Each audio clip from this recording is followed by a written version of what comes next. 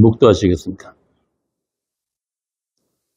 여호와여, 내가 주를 높일 것은 주께서 나를 끌어내사 내 원수로 하여금 나로 말미암아 기뻐하지 못하게 하심이니이다. 여호와 내 하나님이여, 내가 주께 부르짖음에 나를 고치셨나이다. 여호와여, 주께서 내 영혼을 스올에서 끌어내어 나를 살리사 무덤으로 내려가지 아니하게 하셨나이다. 주의 성도들아, 여호와를 찬송하며 그의 거룩함을 기억하며 감사하라. 그의 노염은 잠깐이요 그의 은총은 평생이로다. 저녁에는 울음이 깃들지라도 아침에는 기쁨이 오리로다. 아멘. 아버지 하나님, 저희들이 원수의 손에서 건져내시고 저희들로 하여금 고침을 받게 하시는 그 은혜를 감사합니다. 우리 주님의 노염은 잠깐인 줄 압니다. 우리 주께 징계를 받고 노임을 받는 그 성도의 행복을 저희들로 잊지 않게 하옵소서. 주 예수님 이름으로 기도합니다. 아멘. 오늘 말씀은 에베소서 2장 11절에서 22절입니다. 에베소서 2장 11절에서 22절. 한 절씩 교독하겠습니다. 그러므로 생각하라. 너희는 그때 육체로는 이방인이요 손으로 육체에 행한 할례를 받은 무리라 칭하는 자들로부터 할례를 받지 않은 무리라 칭함을 받는 자들이라.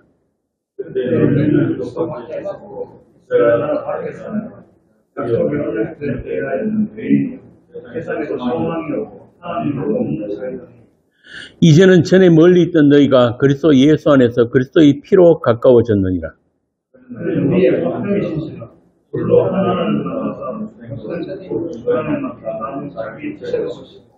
법조문으로 된 계명의 율법을 폐하셨으니 이는 이 둘로 자기 안에 한 세 사람을 지어 화평하게 하시고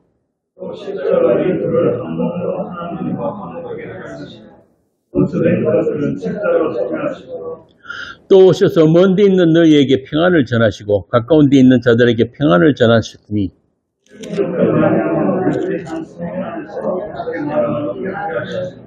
그러므로 이제부터 너희는 외인도 아니요 나그네도 아니요 오직 성도들과 동일한 시민이요 하나님의 권속이라.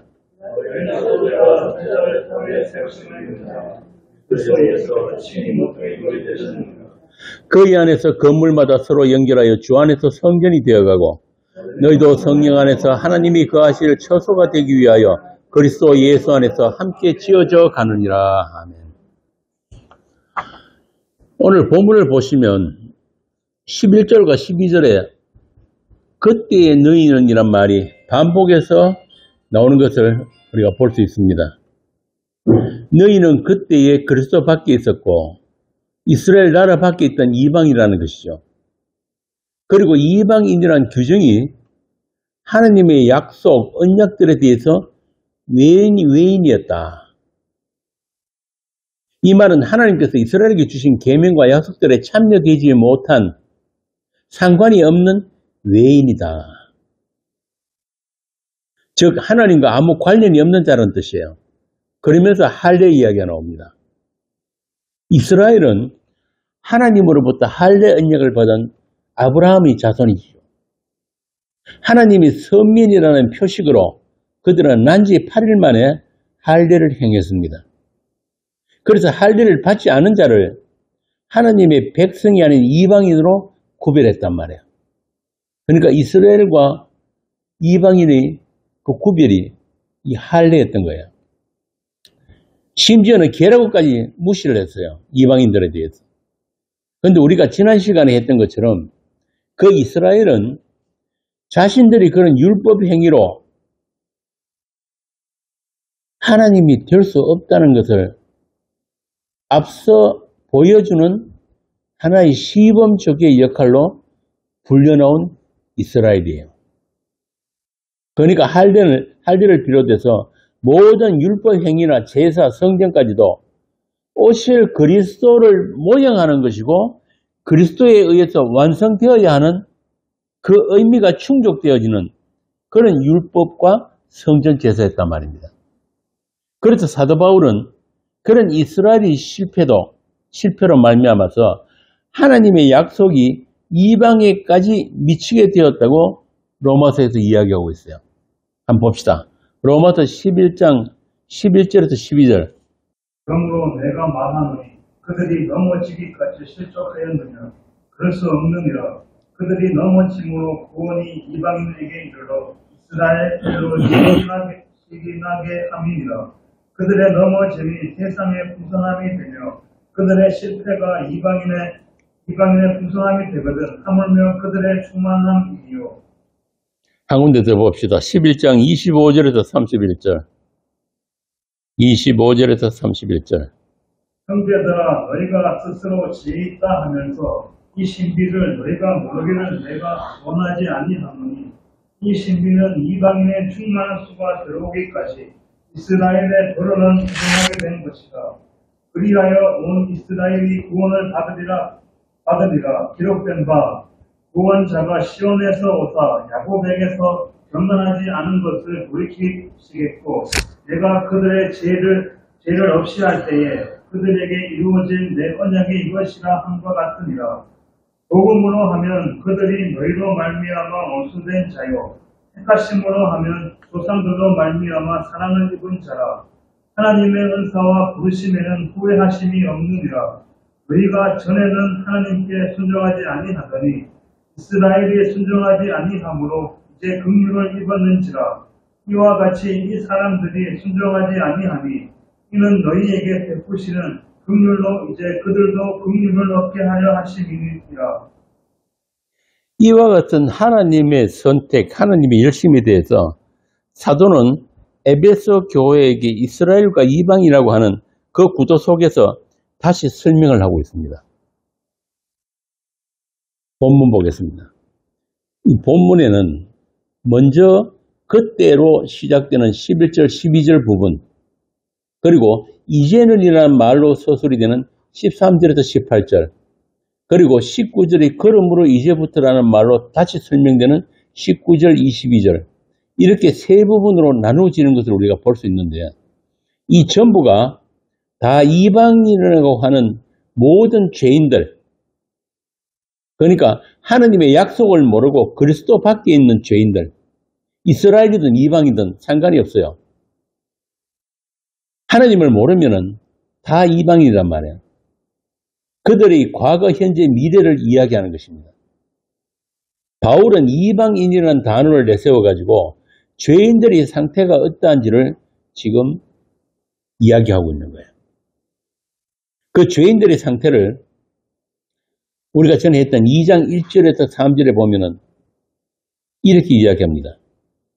전에는 우리도 다 그 가운데서 우리의 육체의 욕심을 따라 지내며 육체와 마음이 원하는 것을 하여 다른 이들과 같이 본질상 진노의 자식이었다.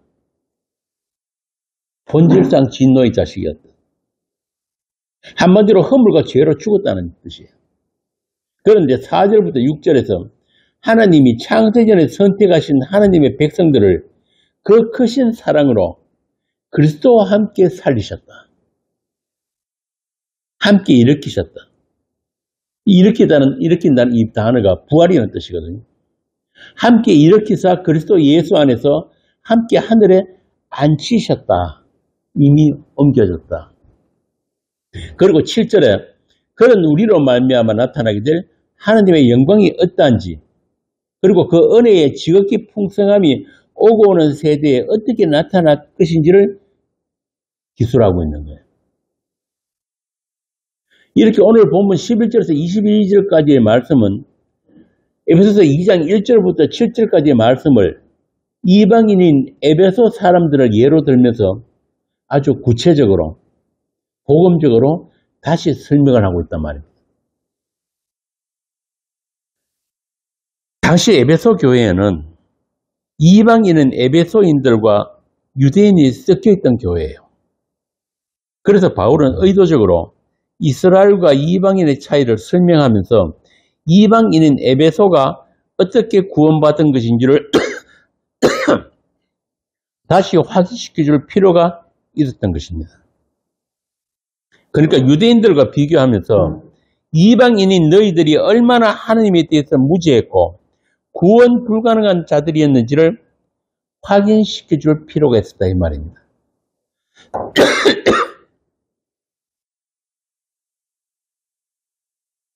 그 이유가 뭐냐면은 유대인과 이방인으로 구성된 에베소 교회의 하나됨을 위한 거예요. 교회가 유대인들과 이방인이 섞여 있다 보니까 하나 되기가 힘든 거예요. 교회는 뭡니까? 그리스도의 몸으로서 교회잖아요. 그런데 각기 살아온 환경이 다르고 하나님에 대한 지식이 다르다 보니까 이게 하나 될 수가 없단 말이에요. 그래서 지금 에베소 교회에게 바울이 지금 유대인과 이방인, 이스라엘과 이방인이라는 그 구도를 설명을 하면서 왜 너희가 하나여야 하는지를 이야기하고 있단 말이에요. 그래서 율법과 성전 제사를 가지고 있었던 이스라엘, 그들 조상 때부터 하나님의 언약을 받았던 이스라엘이 실패를 했는데 하물며 이방인이 너희들일까 보냐. 그러나 하나님의 은혜로 예수 그리스도의 피로 너희들이 유대인과 하나가 되어서 구원을 받고 하나님이 자녀가 되었다는 이 엄청난 사실을 에베소 너희들은 분명히 알아야 한다. 그러므로 에베소 교회야 너희들은 이제 유대인, 이방인의 벽이 허물어졌기 때문에 서로 화평해야 한다. 이 말을 사도가 하고 있는 거예요. 15절, 16절 다시 읽어보겠습니다. 법정으로 된 계명의 율법을 폐하셨으니 이는 이 둘로 자기 안에서 한 세 사람을 지어 화평하게 하시고 또 십자가로 이 둘을 한 몸으로 하나님과 화목하게 하여 하시며 원수된 것을 십자가로 소멸하시고 그리스도의 십자가로 말미암아 하나님과 화평하게 된 너희들은 이제 하나라는 거예요. 한 몸이다. 그리스도의 한 몸 된 교회다. 저와 여러분도 이 에베소 교회처럼 원래 이방인이었어요. 아브라함 자손이 아니었단 말이에요. 그런데 오늘날 교회들이 육적 이스라엘과 달리 구별된 자라는 데에서 잘 실감을 하지 못해요. 하나님께서 아브라함을 불러내가지고 그 자손들로 이스라엘이 되게 하시고 모세를 통해서 율법을 주시고 하나님의 성전을 짓게 하고 성전 제사를 드리게 한 것 이 모두가 이스라엘이 될 수 있는 하나님이 자기 백성 만들기의 방식이고 장치였던 것입니다. 그러니까 이러한 율법, 성전 제사 이런 것들을 통해서 하나님의 자녀, 오늘 본문에 나오는 하나님의 권속이 어떠한 자들인지를 이스라엘은 먼저 알았어야 하는 거예요. 이런 하나님의 율법과 성전 제사의 본질을 모르면은 하나님과 어떤 관계도 가질 수 없는 버려진 자다. 이스라엘 아님. 바울은 그들 본문에서 그리스도 밖에 있었다. 이스라엘 나라 밖의 사람이다. 약속에 있어 외인이고 소망이 없고 하나님이 없는 자라고 합니다. 그러니까 하나님의 뜻은 이스라엘에게 주신 약속, 계명, 성전제사 이 모든 것이 하나님의 백성 만들기, 이스라엘 만들기를 위한 것이었는데 그 완성은 어디 있다? 그리스도 안이다. 그리스도 안에서 한 세 사람을 짓는 것이었단 말이에요. 이게 결론이에요. 진짜 이스라엘은 이런 사람이다. 이걸 지금 이야기를 하고 있단 말이에요. 하나님과 원수된 것이 십자가로 소멸되고 이게 중요한 거예요. 범죄한 아담이 에덴에서 쫓겨난 그때로부터 아담에게서 난 모든 인류, 모든 인간은 하나님과 원수된 처지였단 말이에요. 그게 어떻게 다시 하나님과 화목이 되게 되었는가? 예수 그리스도의 십자가란 말입니다. 십자가.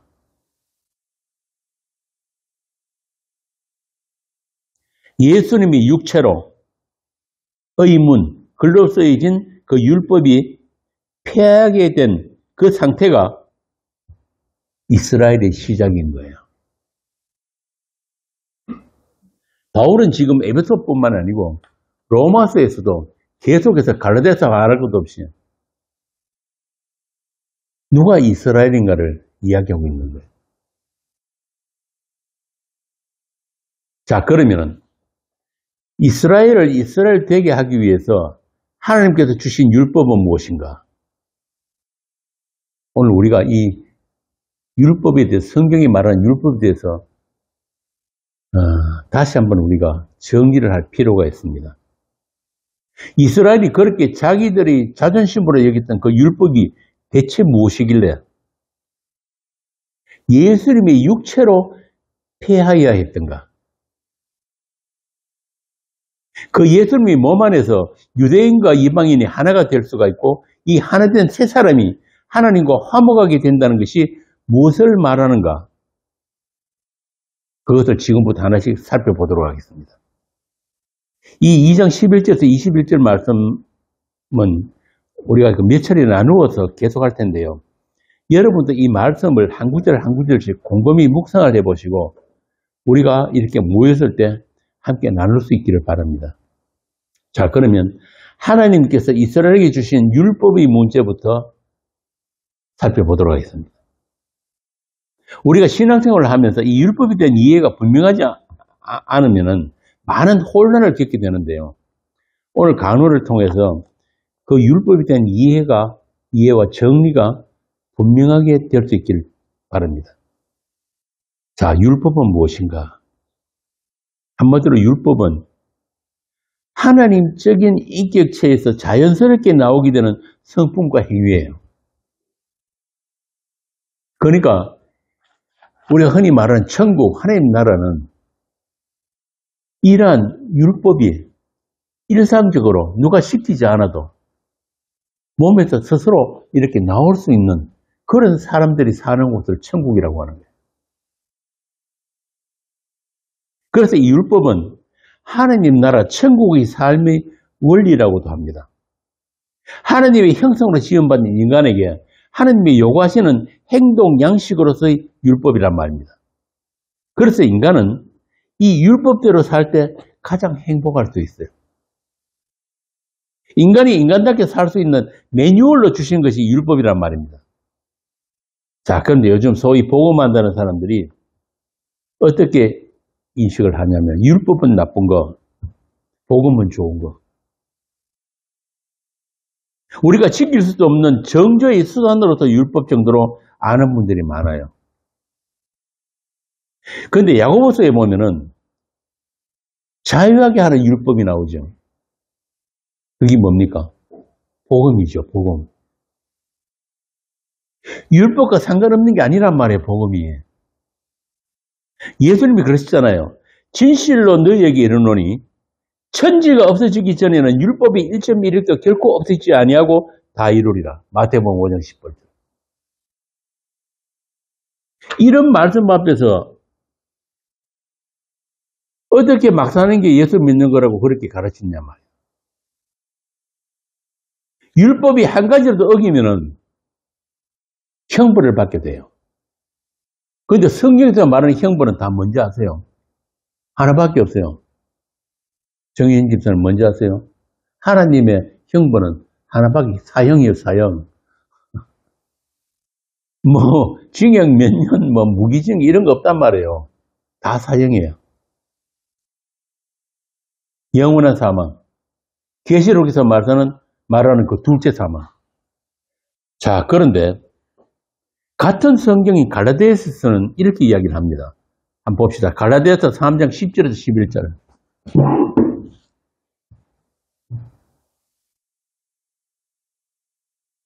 오늘 율법과 복음에 대한 정리를 우리가 확실히 하고 가야 되기 때문에 오늘 찾아보는 게 좀 많아요. 무릇 율법 행위에 속한 자들은 저주 아래에 있나니 기록된 바 누구든지 율법책에 기록된 대로 모든 일을 항상 행하지 아니하는 자는 저주 아래에 있는 자라 하였으며 또 하나님 앞에서 아무도 율법으로 말미암아 의롭게 되지 못할 것이 분명하니 이는 의인은 믿음으로 살리라 하였으며. 자, 이게 참 율법 행위로 하나님 앞에 나가려고 하는 자들은 전부 다 뭐랍니까? 저주 아래 있다. 왜? 이 율법이란 거는 뭐 대충 지켜도 되는 게 문제가 아니에요. 내가 이렇게 열심히 율법 노력했으니까 하나님도 좀 봐주시겠지. 이런 거 없단 말이야. 지키려면 다 지켜. 하나라도 못 지키면 뭐다? 심판이다. 한 군데 더 봅시다. 갈라디아서 3장 15절에서 19절. 형제들아, 내가 사람의 예배로 말하노니 사람의 언약이라도 정한 후에는 아무도 폐하거나 더하거나 하지 못합니다. 이 약속들은 아브라함과 그 자손에게 말씀하신 것인데 여럿을 가리켜 그 자손들이라 하지 아니하시고 오직 한 사람을 가리켜 내 자손이라 하셨으니 곧 그리스도라. 내가 이것을 말하노니 하나님께서 미리 정하신 언약을 430년 후에 생긴 율법이 폐기하지 못하고 그 약속을 헛되게 하지 못하리라. 만일 그 유업이 율법에서 난 것이면 약속에서 난 것이 아니니라. 그러나 하나님이 약속으로 말미암아 아브라함에게 주신 것이라. 그런즉 율법은 무엇이냐? 범법함으로 더하여진 것이라. 천사들을 통하여 한 중보자의 손으로 베푸신 것인데 약속하신 자손이 오시기까지 있을 것이라. 사도가 지금 갈라디아 교회에게 복음의 자유를 이야기하면서 율법을 복음과 대비해서 설명을 하고 있어요. 그러면서 그 결론으로 19절에서 그런즉 율법은 무엇이냐? 범법함으로 더하여진 것이다. 범법함으로 더하여진 것이다. 바꾸어 말하면 죄를 더욱 죄되게 하기 위해서 주신 거란 말이에요. 천사들을 통하여 한 중보자 모세죠. 모세의 손으로 베푸신 것인데 약속하신 자손이 오기까지 있을 거다. 자, 그러면 율법은 약속하신 자손 예수 그리스도에 의해서 더 이상은 그 기능을 할 수 없게 되었다는 그런 뜻이에요. 율법을 그리스도에 의해서 더 이상 그 기능을 할 수 없게 되었다. 그러면 율법을 주신 하나님의 목적이 예수 그리스도 안에서 다 이루어졌다 이런 뜻입니다. 그러니까 율법은 오실 그리스도를 이렇게 가리키는 율법이었다. 율법과 다 지켜가지고 너희가 의롭게 되고 구원받고 천국 가는 게 아니다 이 말입니다. 자, 그러면은 율법이 하나님의 약속과 반대되는 것인가? 하는 질문이 나올 수 있죠. 그래서 사도는 갈라디아서 3장 21절에서 이렇게 말합니다. 결코 그럴 수 없느니라. 만일 능히 살게 하는 율법을 주셨더라면은, 다시 말하면 우리가 능히 지킬 수 있는 율법을 주셨더라면은 의가 반드시 율법으로 말미암아서리라. 이 말은 율법의 의로 구원받은 자가 아담 이래로 한 명도 없었다 이 말입니다. 갈라디아서 3장 22절. 그러나 성경이 율법이죠. 모든 것을 죄 아래 가두었으니 죄 아래 가두어 버렸다. 그러니까 하나님께서 율법 주신 목적은 모든 인류를 오고 오는 세대의 모든 인간들을 어떻게 한다? 죄 아래 가두기 위해서. 너희들은 결코 이 율법이라는 이 천장 뚫고 나갈 인간 아무도 없다 이 말이에요. 아담에서 난 모든 인간은 불의하다는 것을, 죄인이라는 것을 율법이 증명하고 있다. 이는 예수 그리스도를 믿음으로 말미암는 약속을 믿은 자들에게 주게 하려 함이라. 뭘 준다는 거예요? 율법 안에 있는 하나님의 의, 그 의를 예수 그리스도를 믿음으로 말미암아 우리가 그저 받게 된다 이 말입니다. 그러니까 율법이나 성전 제사나 이 모든 것들이 뭘 가리키고 있다? 율법에 나타난 하나님의 의를 온전히 이루시게 되는 그 한 분, 예수 그리스도를 가리키는 율법이며 율법이며 성전 제사였다는 것입니다. 그래서 그걸 모형이라고 하는 거예요. 율법도 모형이었고 성전도 모형이었고 제사도 모형이었고 그 중심에는 뭐가 있다? 예수 그리스도가 있단 말이야. 그래서 하나님은 율법을 주시면서 성전 제사를 함께 주셨어요. 왜 그렇습니까? 그냥 율법만 주신 게 아니고 성전 제사, 제사를 함께 주셨다고요. 왜요? 율법만 주시면은 다 죽어요. 전부 다 심판이에요. 그러니까 이스라엘에게 제사를 함께 주셨단 말이에요. 죄 없는 제물, 제물이 피를 흘려가지고 그 제물이 피가 있는 곳에 내가 너희들을 만나주겠다 이 뜻이에요. 그렇게 율법과 성전 제사에는 예수 그리스도라는 하나님의 약속이 들어있었던 것입니다. 자, 그럼 좋습니다. 예수만 믿으면 오케이? 이제 율법하고는 아무 상관없단 말이죠. 맞습니까? 그런데 말이에요. 우리의 이 몸은 선악 열매를 따먹은 아담에게서 물려받은 이 몸은 몸 자체가 율법의 몸이에요. 몸 자체가. 날 때부터 아예 선악 체계가 장착되어 있는 율법의 몸이란 말이에요. 그것도 어떤 선악 체계? 자기중심의 선악 체계. 하나님께서 선악을 따먹지 말라고 한 이유가 바로 거기 있는 거예요. 너희들은 선악을 아는 것이 허락되지 않았다. 그래서 예수 믿어야지. 예수 믿고 구원받지 않은 곧 정욕, 그 탐심이 발동을 해가지고 예수 믿음이라는 행위를 내놓을 수는 있어도 예수 그리스도라는 하나님의 약속을 믿는 믿음은 우리가 만들어내질 못해요. 이게 종교와 믿음의 차이예요. 사람들이 전부 다 교회에 나오는 사람들 왜 나옵니까? 김민정 집사님 옛날 교회 다녀봤잖아. 세상교회. 다 자기 목적이 있어요. 자기 목적. 좀 심하게 말하면 그냥 보험이라도 하나 들어놓을까? 종교를 하나 가지면 좀 내가 마음이 편해질까? 신의 도움을 받을 수 있을까? 그런데 그런 종교 행위 그거는 다 할 수 있는데 할 수 없는 게 뭐냐면은 예수 믿으면 안 되는 거예요. 안 보이는 그 예수. 그 예수를 우리는 믿을 수가 없단 말입니다. 그런 믿음이 없어요. 자, 그러면 예수는 누가 믿는가? 하나님이 예수님께 주신 자들이 있어요. 창세 전에 이미. 그들만 예수가 그들이 주가 되신단 말이에요. 주. 성경에서 주라는 말, 아도나이란 말은 하나님의 약속을 다 이루신 분을 주라고 해요. 주. 그래서 그분이 하나님이에요. 십자가 지시고 율법을 완전하게 하신, 온전하게 하신 그분이 나의 주가 되시는 것은 나의 선택이 아니고 나의 열심도 아니란 말입니다.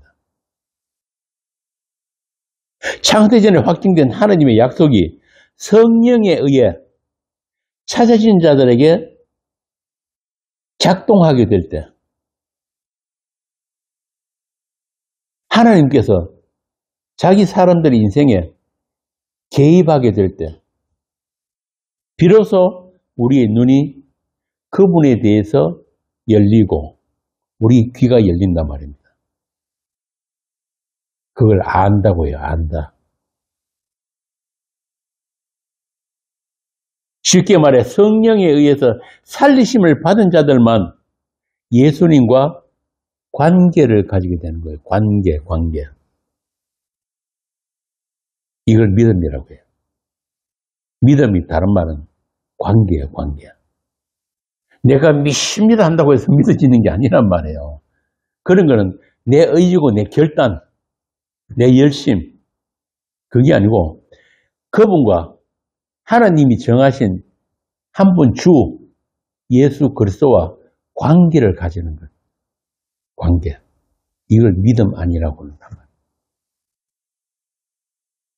그래서 성경에 보면은 어느 누구든지 성령으로 하지 아니하고는 예수를 주시라 할 수 없다고 아예 못을 박아버려요. 그냥 예수에 대해서 연구하고 공부하고 섬기고 뭐 다 할 수는 있어요. 2000년 동안 교회가 생산한 신학들이 전부 다 그런 거잖아요.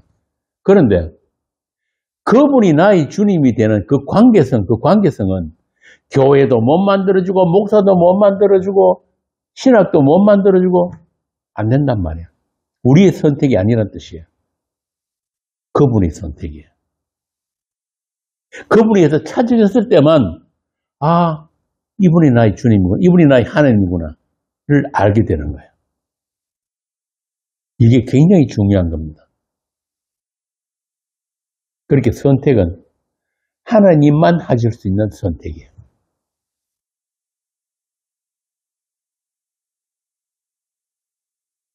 그분이 나를 피로 사신 그 언약의 관계, 그 관계성은 그분만의 선택이고 그분만의 능력이에요. 그렇게 그분의 영에 의해서 찾아진 자들에게만 율법이 본질이 드러나게 되고 그 율법이 몽학선생의 기능을 하면서 성도들을 예수 그리스도에게로 인도함으로 해서 율법 행위가 아닌 예수 그리스도를 믿음으로 어렵다함을 얻게 하는 율법이 된다 이 말입니다. 이게 율법이 선한 기능이에요. 율법에는 우리를 정죄하고 심판하는 기능이 있는 반면에 또 그 율법으로 말미암아 주 예수 그리스도께로 인도하는 기능도 있단 말이에요. 이게 갈라디아서 말하는 율법의 기능이에요. 그리고 결론으로 갈라디아서 3장 27절에 이렇게 이야기합니다. 누구든지 그리스도와 합하기 위하여 하나가 되기 위하여 세례를 받은 자는 어떻게 된다? 그리스도로 옷 입었느니라. 그리스도로 옷 입었느니라. 그렇게 그리스도로 옷 입게 되면은 하나님이 그리스도로 옷 입은 자들을 어떻게 보신다? 율법을 다 이룬 자로, 다 지킨 자로 봐주신다 이 말입니다. 여기서 앞서 말한 세례란 무엇이냐면은 그리스도의 죽으심과 합하여 받는 세례예요. 그리스도와 함께 십자가에 못 박힌 그 세례. 그러니까 교회에서 처음에 교회 나가면은 이렇게 목사가 머리 물 뿌려주는 그런 세례가 아니에요. 그건 받아도 되고 안 받아도 되는 세례예요. 침례교는 물에 침을 넣다 빼죠. 그것도 받아도 되고 안 받아도 돼요. 중요한 것은 성령 세례. 성령 세례가 뭐예요? 예수 그리스도의 그 죽으심과 합하여지는 그 세례를 이야기하는 거예요. 그리고 그분의 부활과 연합된 그 세례. 로마서 6장 한번 봅시다. 뭐라고 이야기하는지. 로마서 6장 3절에서 11절. 무릇 그리스도 예수와 합하여 세례를 받은 우리는 그의 죽으심과 합하여 세례를 받은 줄을 알지 못하느냐. 잠깐. 세례가 뭐라고? 그의 죽으심과 합하여 세례를 받은 것이다. 계속. 그러므로 우리가 그의 죽으심과 합하여 세례를 받음으로 그와 함께 장사되었나니 이는 아버지의 영광으로 말미암아 그리스도를 죽은 자 가운데서 살리심과 같이 우리로 또한 새 생명 가운데서 행하게 하려 함이라. 잠깐.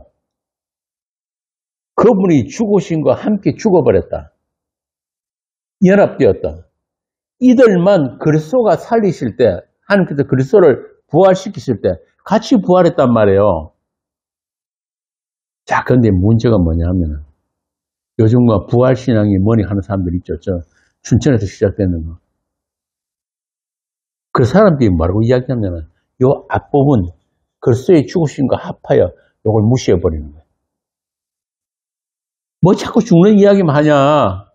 이제는 부활 쪽으로 가자. 참 죄송한 이야기지만은 그리스도와 함께 그 죽음에 합하지 않은 자들은 부활도 없다. 그러니까 죽으심, 그리스도와 함께 십자가에 못 박힌 자들, 그리고 그들에게 주어지는 새 생명, 그것입니다. 그리스도 안, 다른 말로 하면 십자가 아니란 말이에요. 십자가 안. 내가 예배 끝나고 아주 좋은 책 하나 소개시켜 드릴 텐데 나중에 설명을 드릴게요. 계속. 만일 우리가 그의 죽으심과 같은 모양으로 연합한 자가 되었으면 또한 그의 부활과 같은 모양으로 연합한 자도 되리라. 바로 그거예요. 계속.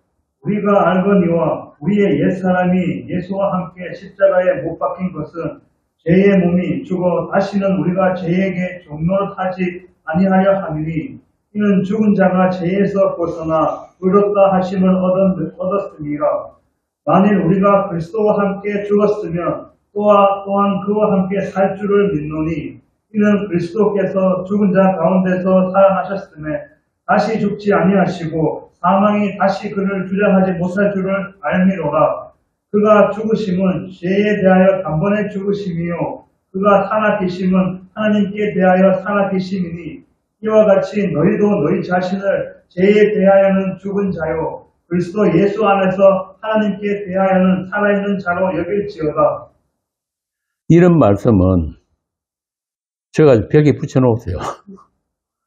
왜 그러냐면 우리 몸이 율법의 몸이라 그랬잖아요. 자꾸 우리는 내가 어떻게든지 말씀을 지키든 뭐 어떻게 하나님을 섬기든 뭐 예수를 공부를 하든 해가지고 자꾸 스스로 의로워지려 하는 이런 나쁜 습관이 있어요. 그런데 이거는 이 의의 문제, 죄의 문제, 의의 문제는 우리가 개입할 수 없는 문제예요. 이건 주님만 하실 수 있는 거란 말이에요. 주님이 죽음과 연합된 자들, 이 자들만 율법에 대하여 죽은 자가 되는 거예요. 율법에 대해서 죽어버리면 우리를 정죄할 율법이 없어요. 이걸 나중에 보면 이제 로마서에서 바울이 옛 남편과 새 남편 이렇게 설명을 하는데 우리를 정죄할 법이 없으면 우리는 죄로부터 자유로워진단 말이에요. 그래서 율법은 하나님의 약속을 위해서 그 역할을 다해야 하는 율법이에요. 우리 옛사람이 그리스도의 십자가에 못 박힌 그 복음의 현실, 그 구원의 현실에서 눈을 뜨게 하고 또 날마다 그 죽음 앞으로 인도하는 역할로서의 율법의 기능이란 말입니다. 그러니까 내가 예수 믿었다, 복음한다고 해서 그 율법과 상관없는 게 아니에요. 우리 이 몸이 있는 이상은 계속적으로 우리 안에서 율법의 기능도 계속 작동하고 있다 이 말입니다.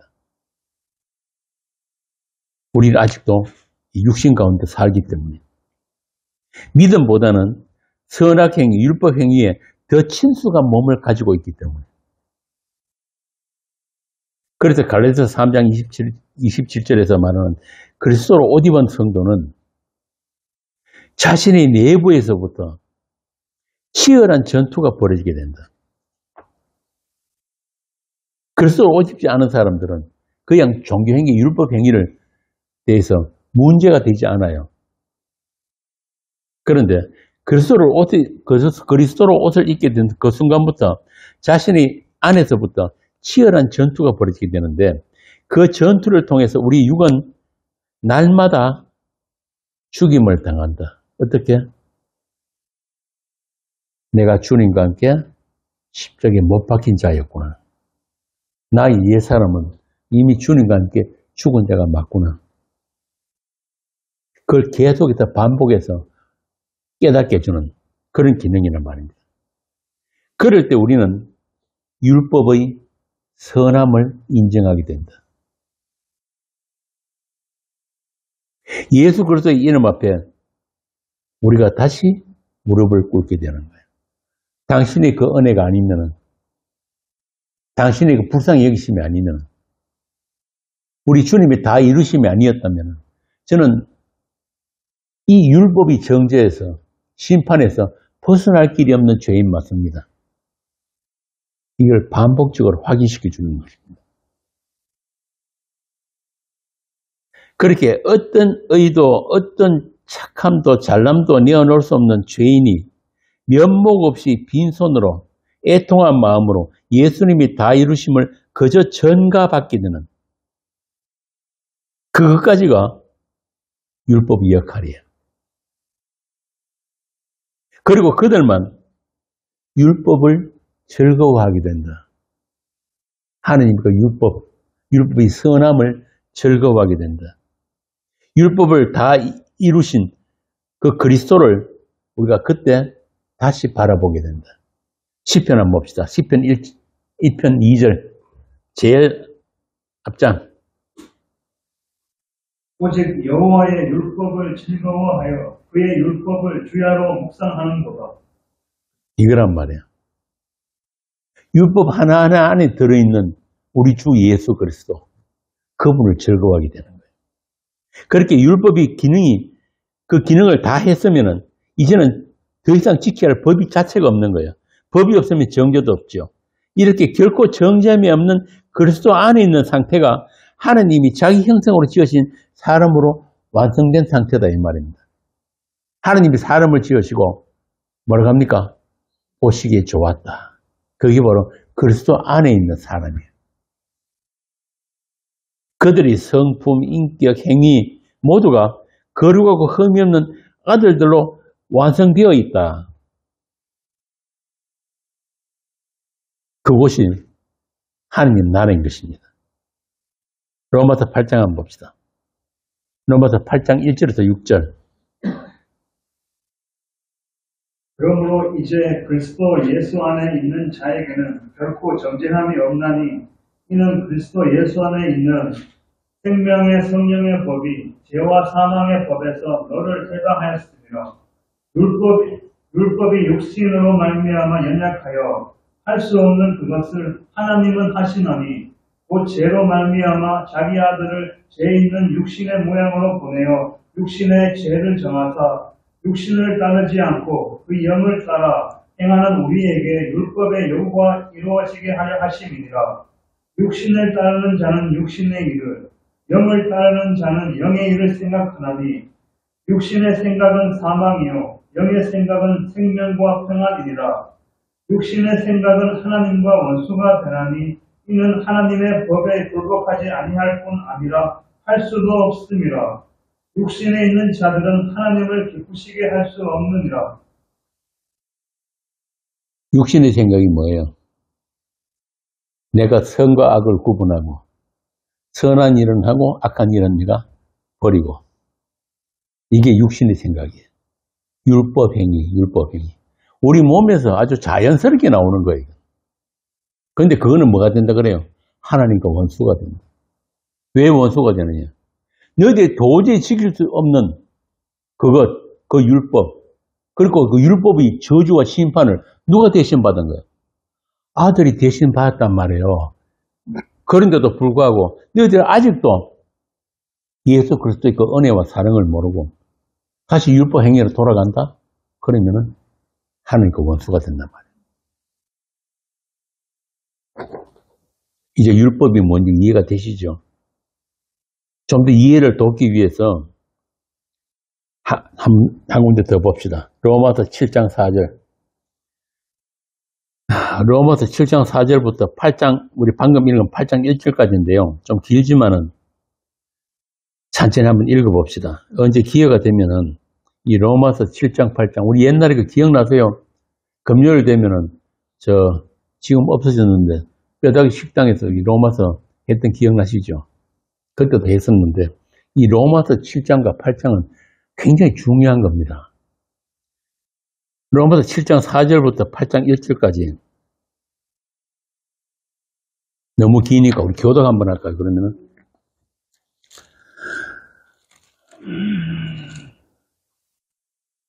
자, 로마서 7장 4절부터 8장 1절까지 교독합니다. 그러므로 내 형제들아 너희도 그리스도의 몸으로 말미암아 율법에 대하여 죽임을 당했다. 야, 제가 방금 말씀드렸죠. 우리는 율법에 대해서 죽어버리기 때문에 율법이 더 이상 우리를 어떻게 할 수가 없어요. 율법이 죽임을 당하여서는 이는 다르니 곧 죽은 자 가운데서 살아나신 이에게 가서 우리가 하나님을 위하여 열매를 맺게 하려 함이라. 다음. 우리가 육신에 있을 때에는 율법으로 말미암아 죄의 정욕이 육체의 정이었어요. 우리가 하나님을 위하여 열매를 맺게 하였다. 이제는 우리가 얽매였던 것에 대하여 죽었으므로 율법에서 벗어났으니 이러므로 우리가 영의 새로운 것으로 섬길 것이요 율법 조문이 묵은 것으로 아니할지니라. 그런즉 우리가 무슨 말을 하여 율법이 죄냐? 그럴 수 없느니라. 율법으로 말미암아 내가 죄를 알지 못하여 또 율법이 죄를 알지 아니하였다라면 내가 당신을 알지 못하였다. 그러나 죄가 기회를 타서 계명으로 말미암아 내 속에서 온갖 탐심을 이루었나니 이는 율법이 없으면 죄가 죽은 것입니다. 이게 무슨 말이냐 하면 율법이 하라 하지 말라는 것을 말씀을 하니까 내 속에 내 몸 안에 이 율법이 몸 안에 들어있던 정욕이 아 그렇구나 내가 이건 하고 이건 하지 말아가지고 안 해서 그렇게 하나님 앞에 내가 내 의를 가지고 하나님 앞에 나아가겠다. 요게 탐심이란 말이에요. 탐심. 9절. 전에 율법을 깨닫지 못했을 때에는 내가 살았더니 계명이 이르되 죄는 살아나고 나는 죽었다. 아 재밌죠. 내가 율법을 몰랐을 때는 지금 이게 이야기를 누가 하는 겁니까? 사도 바울이 하는 거예요. 율법의 의로는 흠이 없다고 했던 바리새인 중에 바리새인. 그 사도 바울이 이야기를 한다면 내가 율법을 깨닫지 못했을 때는 내가 살았다. 내가 얼마든지 내가 하나님의 구원을 받을 만한 자격이 있다고 얘기했던 거예요. 내가 살았었는데 계명이 이러면 죄는 살아나고 나는 죽었다. 이제 율법이 뭔지, 율법의 기능이 뭔지를 알고 나니까 아이고 나는 죽었구나. 나는 도저히 살 길 없네. 이 율법 행위에 어떤 말씀을 지켜도 나는 심판보다 마땅한 죄인이다. 이걸 알았단 말이에요. 10절.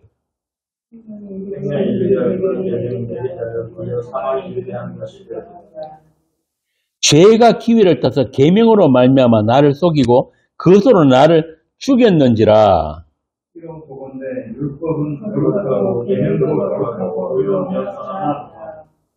그런즉 선한 것이 내게 사망이 되었느냐? 그럴 수 없느니라. 오직 죄가 죄로 드러나기 위하여 선한 그것으로 말미암아 나를 죽게 만들었으니 이는 계명으로 말미암아 죄로 심히 죄되게 하려 함이라. 우리가 율법을 신뢰한 줄 알거니와 나는 육신에 속하여 죄 안에 걸렸다. 이 육신에 속했다는 말이 아까 제가 말씀드렸죠. 우리 몸은 아담께서 물려받은 이 몸은 율법의 몸인 거예요. 육신에 속했다. 15절. 내가 행하는 것을 내가 알지 못하니 곧 내가 원하는 것은 하지 아니하고 도리어 미워하는 것을 행하느니라. 만일 내가 원하지 않는 그것을 행하면은 내가 이로써 율법이 선한 것을 시인하노니 이제는 그것을 행하는 자가 내가 아니고 내 속에 거하는 죄니라. 내 안에는 내가 통제할 수 없는 이 죄성이 이 DNA로 박혀 있다는 뜻이에요. 내 속 곧 내 육신에 선한 것이 거하지 아니하는 줄 아노니. 와, 이 참 바울이 놀랍지 않습니까? 율법의 의로 흠이 없다고 했던 그 바울이 내 안에는 선한 것이 없다. 원하면 내게서는 선을 행하는 것은 없다. 19절. 내가 원하는 바 선을 하지 아니하고 내가 원하지 아니하는 바 악을 행하는 것. 이게 우리 육신의 한계란 말이에요. 끊임없이 우리 머릿속에서 마음속에서는 그러한 율법행위, 종교행위, 자기의 이런 것이 정욕으로 솟아나고 있단 말입니다. 그러므로 내가 한 법을 깨달았노니 곧 선을 행하기 원하는 나에게 악이 함께 있는 것이로다. 22절. 내 속사람은 하나님의 법을 즐거워하되 하나님의 법이 뭐예요? 자유하게 하는 율법, 복음이란 말이에요. 복음. 믿음의 법, 성령의 법. 23절. 내 지체 속에서 한 다른 법이 내 마음이 법과 싸워서 내 지체 속에 있는 죄의 법으로 나를 사로잡는 것을 보는도다. 오라는 공부한 사람이라 이 사망의 몸을 들어가는 관점이에요. 이게 율법이 무엇인지를 알게 된 사람의 탄식이에요. 나는 도저히 이 율법이 정죄, 이 심판에서 벗어날 길이 전혀 없구나. 이 몸 자체가 사망의 몸이다. 25절. 우리 주 예수 그리스도로 말미암아 하나님께 감사하리로다. 그런즉 내 자신이 마음으로는 하나님의 법을 육신으로는 죄의 법을 섬기느라. 8장 1절 같이 읽습니다. 그러므로 이제 그리스도 예수 안에 있는 자에게는 결코 정죄함이 없나니 2절 이는 그리스도 예수 안에 있는 생명의 성령의 법이 죄와 사망의 법에서 너를 해방하였습니다. 아멘. 이게 복음이에요.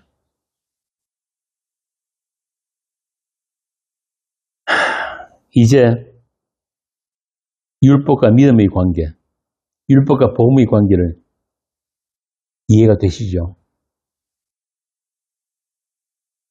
자, 그런데요. 세상 종교인들은 아직도 율법의 일정 부분은 우리가 지켜야 한다고 고집을 합니다. 신학교도 그렇게 가르쳐요. 율법에 제사법이나 뭐 정결규례라든지 이런 것들은 다 폐하해졌다. 여섯 십조가 없어졌다. 그런데 뭐는 남아있다? 도덕법, 사회법 이런 건 남아있다고 그런다 봐요. 그러면서 뭐라고 하냐? 구원은 은혜로 받는데 상급은 행함이 따라야 한다. 구약의 그 제사법, 정결규례 뭐 이런 것들은 십자가로 폐하해졌는데 도덕법, 사회법 같은 그런 율법은 반드시 지켜야 한다. 신학교가 교과 과목에 다 들어있어요. 여러분 착하게 사는 게 나쁘다는 말이 아닙니다. 인간이라면 남에게 해를 안 끼치도록 이 사회생활을 하면서 착하게 살아야 돼요. 그런 거 하지 말라는 게 아니고 하나님의 은혜, 그 십자가 은혜에 인간의 윤리행위, 종교행위를 끼워 넣어가지고 주님의 그 다 이루심을 부정하는 그런 짓 하지 말라 이 말입니다. 구원이나 상급이나 그런 거 아니라 이 말입니다. 예수님의 십자가의 다 이루심을 믿는다고 하면서 율법의 일부 조항도 지켜야 하고 또 지키다 복받자고 하는 그런 놈들. 이게 오늘날 대한유대교잖아요. 예수도 믿고 주일 성수도 하고.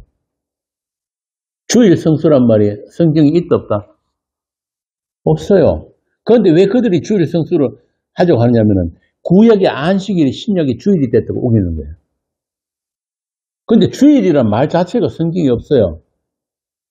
주일이 아니고 주의 날만 있어요. 주의 날. 주의 날은 뭐냐면은 그 요한계시록에 나오잖아요. 요한이 하나님을 만난 날이에요. 그날 주의 날이라고 그런단 말이에요. 그래서 성도에게는 매일이 주의 날이에요. 매일이. 또 이렇게 이야기하니까 또 이거 뭐 주일 성수 안 해도 되는데 뭐 교회가 말하나가 하여튼 우리 인간들은 뭐든지 자기 합리화, 자기 유익된 것만 고르는 그 아주 나쁜 버릇이 있단 말이에요. 그런데 히브리서에 보면 뭐라고 합니까? 모이기를 피하는 자들과 같이 되지 말고 주의 날에 가까울수록 더욱 모이기를 힘쓰라 그런단 말이에요.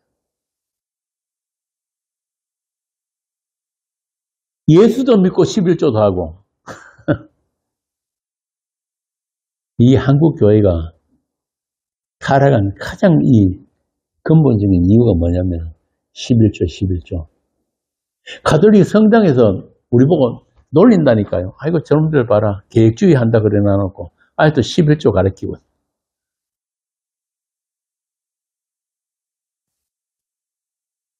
11조 하면은 10배, 20배 복 주신다고 하니까 돈이 아깝지만은 법을 지켜가지고 복 받으려고 그렇게 11조 하는 거예요. 이건 한마디로 하나님과 거래하는 거예요. 내가 한 달에 10만 원씩 투자하고 20만 원 투자해가지고 10배, 20배 튀겨보겠다. 다시 말씀드리지만 하나님은 인간들의 돈을 안 받으세요. 하나님이 돈이 무슨 필요가 있습니까? 초대교회 때부터 이렇게 십자가 은혜 더하기 율법 행위를 가르친 놈들이 있어가지고 바울은 그런 자들에게 개놓고 저주를 받으라. 가르쳐서 1장 8절이잖아요. 하늘에서 온 천사라도 내가 말한 거 복음 외에 다른 거 전하면은, 그 딴 거 보태거나 하면은 저주를 받을지어다. 바울이 자기 서신서에서 이 율법 문제에 대해서 계속해서 강조하고 있는 게 바로 그것 때문에 그런 거예요. 아, 율법 좀 지키면 어때? 그럼 나쁜 겁니까? 근데 그거 지키려고 하는 그 마음이 뭐냐 하면은 탐심이다, 탐심. 그래서 율법 지키려면 다 지켜, 다 지켜. 그러면 율법의 의로 구원받는다. 그런데 율법 지키려고 하면서 그 중에 하나만 어겨도 율법의 모든 저주가 니한테 다 부어진다. 초대교회의 거짓 교사들이 어떻게 사람들을 미혹했는지 아시죠? 그래, 예수 믿는 거 좋은 거야. 그런데 하느님의 백성이라고 하면은 뭐? 할례 정도는 받아야지. 할례 정도는 받아야지.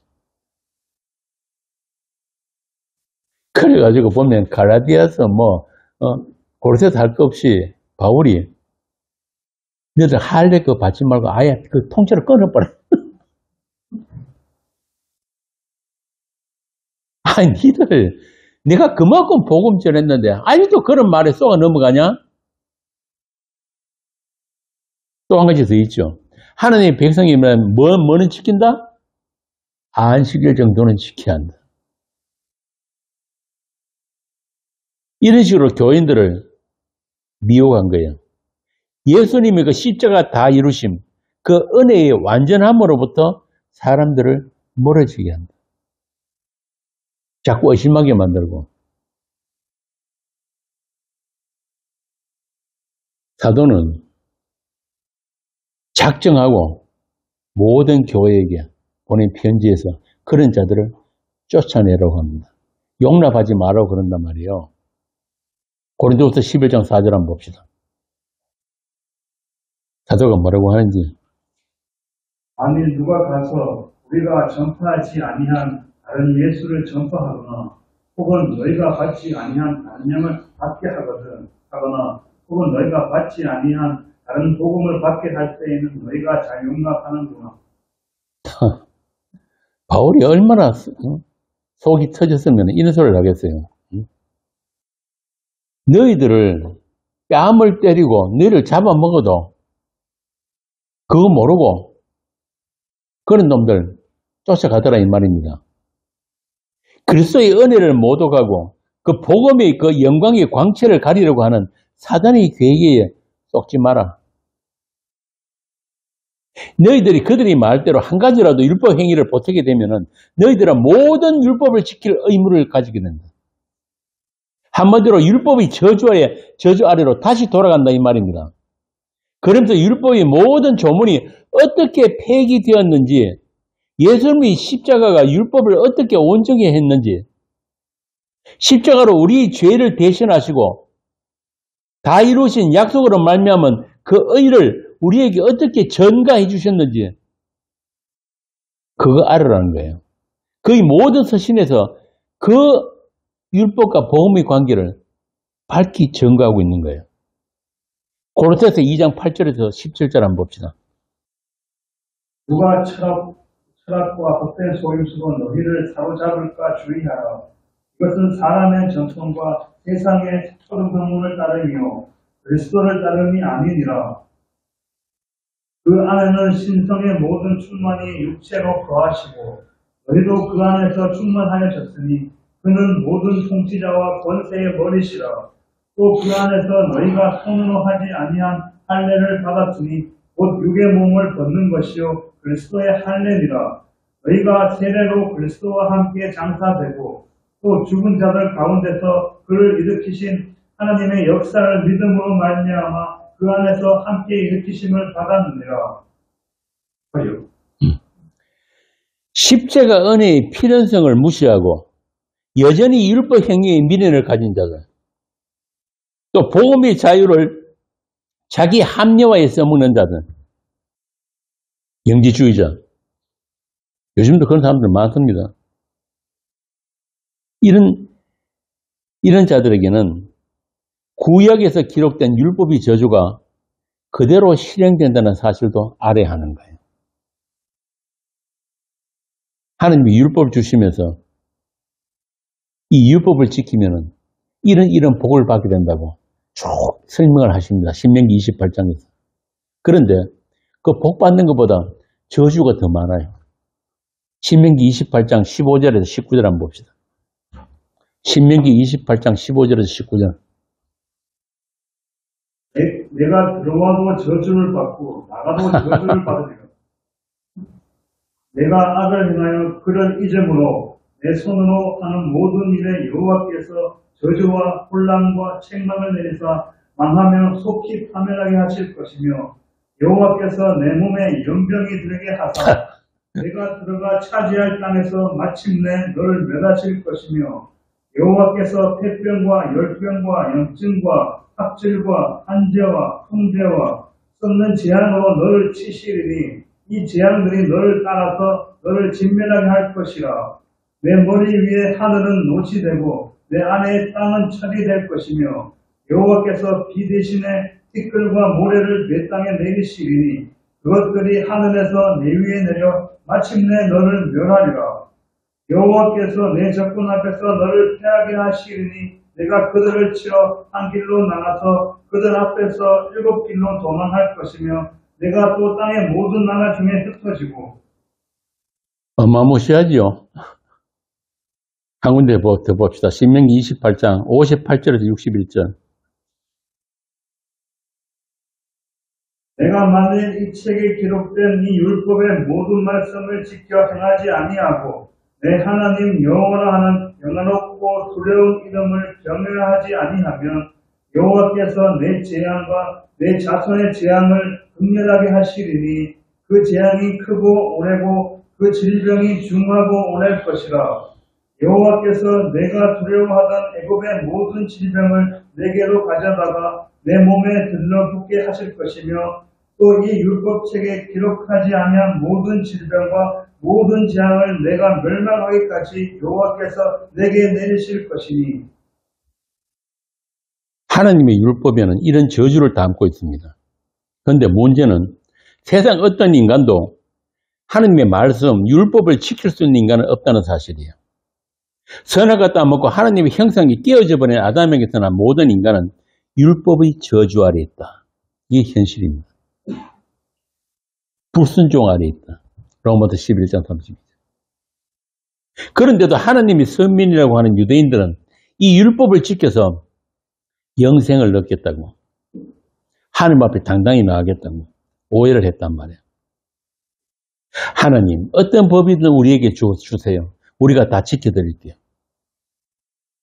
율법을 주신 하나님 앞에 당당하게 나서려고 했던 그들이 결국 율법을 온전케 하려 오신 예수님을 살해해버렸단 말입니다. 끝난 거예요, 이제. 하나님은 모든 인간들의 대표로 이스라엘을 미리 불러내가지고 율법에 자신들이 불가능을 그걸 비추어 보라고, 그런 구원 불가능한 죄인의 실체를 폭로하기 위해서 율법을 주셨는데 그들은 율법을 생명나무로 가는 어떤 지름길, 통로로 착각해버린 거예요.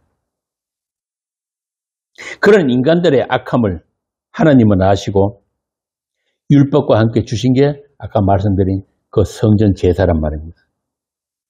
그래서 하나님은 인간들에게 율법의 의를 아예 기대를 하지 않으시고 율법 지켜서 얻게 되는 그 의를 처음부터 기대 안 하시고 속죄를 위한 제사 제도를 함께 주신 것입니다.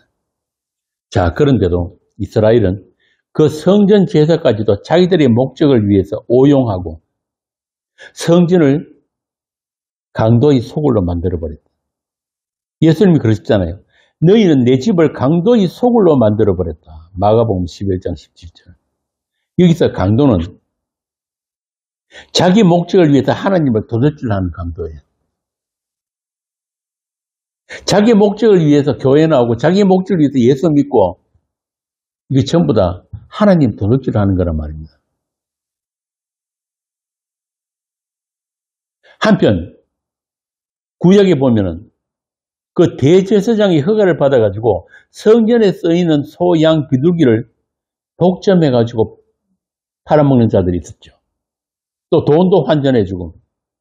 그런 자들 역시 강도짓이야. 예수님은 율법과 제사를 앞세워가지고 하나님을 속이려 한 자들, 기만하려고 한 자들, 하나님 우리 이만하면 됐죠. 저희를 잘 섬기고 있죠. 그런 자들을 예수님이 뭐라고 했는지 아세요? 획칠한 무덤이다. 외식하는 자다. 마태복음 한번 봅시다. 마태복음 23장 28절에서 33절. 마태복음 23장 28절에서 33절. 이와 같이 너희도 겉으로는 사람에게 옳게 보이되 안으로는 외식과 율법이 가득하도다. 바에서 진저 외식하는 서기관들과 바리새인들이여, 너희는 선지자들의 무덤을 만들고 의인들의 비석을 꾸미며 이르되, 만일 우리가 조상 때에 있었더라면 우리는 그들의 선지자의 피를 흘리는데 참여하지 아니하였으리라 하니, 그러면 너희가 선지자를 죽인 자의 자손임을 스스로 증명하기로다.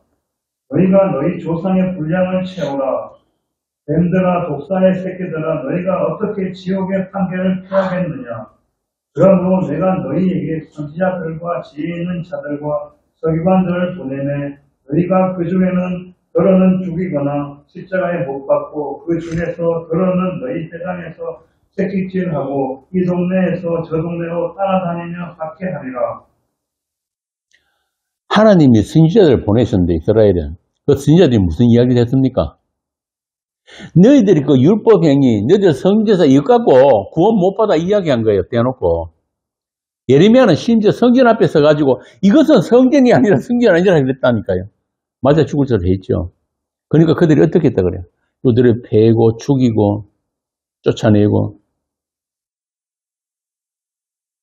그렇게 그들은 전부 다 하나님을 속이려고 했다.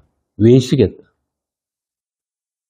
하나님의 율법이 인간들에게 주어지니까 인간들 속에 감춰져 있는 죄성이 에덴에서 뱀의 말에 결합된 그 부정함, 더러움, 거짓됨, 그것들이 실체가 드러나게 되었다. 그래서 하나님은 율법의 저주 아래 있는 죄인들 중에서 창세전에 택하신 하나님의 백성들만 따로 불러내셨다. 똑같아. 그들이라고 해가지고 더 잘난 것도 없고 착한 것도 없는데 다 죽었는데, 쉽게 말하면은 에프킬라 쫙 치면은 여름에 모기들 파리들 땅에 다 떨어 죽잖아요. 다 죽어 있는데 그냥 일방적으로 찾아가가지고 은주는 일어나, 현진이는 일어나, 미진이는 일어나. 이게 구원이에요. 아니 죽어 있는 놈이 저 좀 살려주세요, 구원해주세요, 저 예수 믿겠습니다, 그런 거 없었단 말이에요. 다 똑같이 하나같이 전부 다 하나님의 원수가 된 상태. 그걸 하나님이 아시고 율법을 주신 목적이 그거였단 말이에요. 너희들은 다 죽었어. 다 죽었어. 그렇게 창세전에 택하신 하나님 백성들만 불러내서 예수 그리스도 안으로 옮기셨다. 그리고 그들을 이미 영원 전에 예수님과 함께 십자가에 못 박았다. 계시록에 나오죠. 일찍 죽임당한 어린 양이라는 게 창세전에 죽였다는 그런 뜻이거든요. 그렇게 율법에 대해서 죽은 자가 되게 하셨다. 죽어버렸으니까 더 이상 율법이 어떻게 작동할 수가 없는 거예요. 이게 로마서 아까 우리 읽은 7장 8장의 이야기잖아요. 그렇게 하나님의 선택으로 예수 그리스도 안에 있게 된 자들은 자신들의 구원 불가능과 그 은혜의 필연성을 반드시 체휼하는 인생을 살게 됩니다. 이게 한 번으로 끝나는 게 아니란 말이에요. 성도의 인생 전체 다가 하나의 사건이에요. 십자가 사건. 왜 십자가 은혜가 아니면 안 되냐, 안 되는가 하는 것. 그 필연성을 계속해서 반복적으로 확인시키는 그러한 사건으로서 인생이란 말이에요. 오죽하면 바울이 그랬겠어요. 부활장에서 뭐라고 합니까? 나는 날마다 죽노라. 우리 산자가 예수를 위해서 죽음의 명중은 우리 죽을 육체에 예수의 생명도 나타나게 하려 합니다. 그런즉 사망은 우리 안에서 역사하고 생명은 너희 안에서 역사합니다. 자, 그들이 예수님 당시에 예수님 주변에 있었던 세리와 창녀들이 바로 그들이었단 말이에요. 경건한 유대인들이 말도 섞지 않으려고 했던 그 세리와 창녀, 문둥병자, 그들이 공통점이 뭐예요? 나는 안 된다는 걸 너무 잘 아는 거예요. 자기 밖에 누군가가 자신을 구원해주지 않으면 안 되는 그런 자신의 전적 불가능을 아는 자들이 세리, 창녀, 문둥병자, 32년 된 병자, 그런 사람들, 손 하나 깜짝 못하는 자들. 그렇게 자신의 전적 불가능을 인정하면서 예수님의 은혜만 꼭 붙드는 것을 성경이 회개라고 해요. 회개. 그 회개는 예수님에 의해서 찾아진 자들에게서만 나타날 수 있는 회개란 말입니다. 그들만 율법이 선한 것을 시인하게 되고 율법을 완성하신 예수님과 관계를 가지게 되었다. 관계를 가지게 되었다. 창녀인 막달라 마리아가 어떻게 했습니까? 예수님께 향유를 부었잖아요. 구약 이스라엘에는 향유를 언제 붓습니까?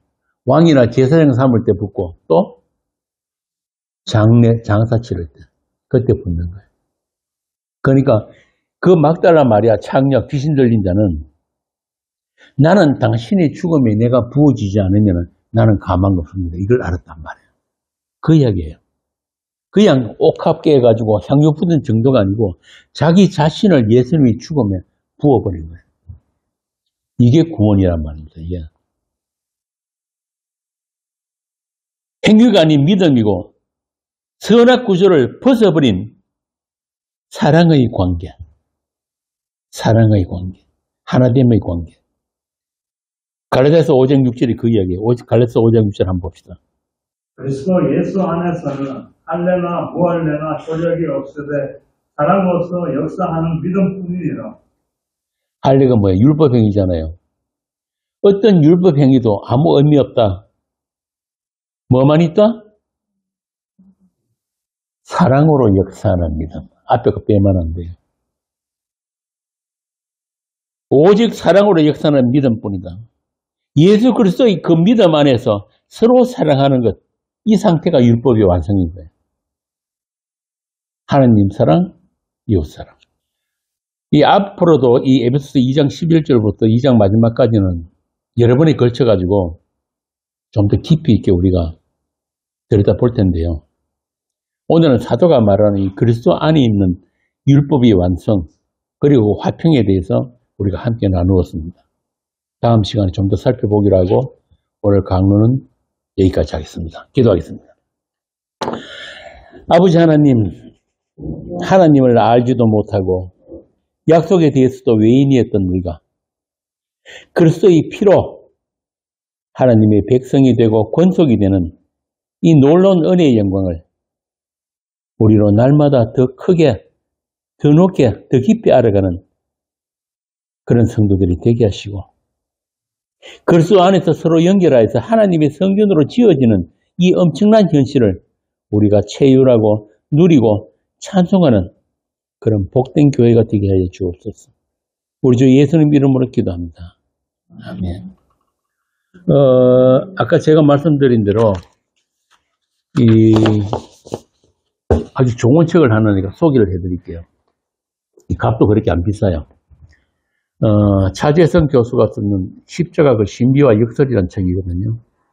인터넷에 그 주문하면 받아볼 수 있으니까 십자가 그 신비와 역설 차재성 교수. 이 차재성 교수는 지금 미국에서 교수도 하면서 목회도 하고 있는 분인데 이 내용이 사실 요즘 기독교 선임 같은 데 가면 읽을 책이 없어요. 아예 십자가에 관한 책은 거의 없는 그런 현실인데 모처럼 괜찮은 책이 나왔으니까 이 책 한번 꼭 읽어보시기 바랍니다.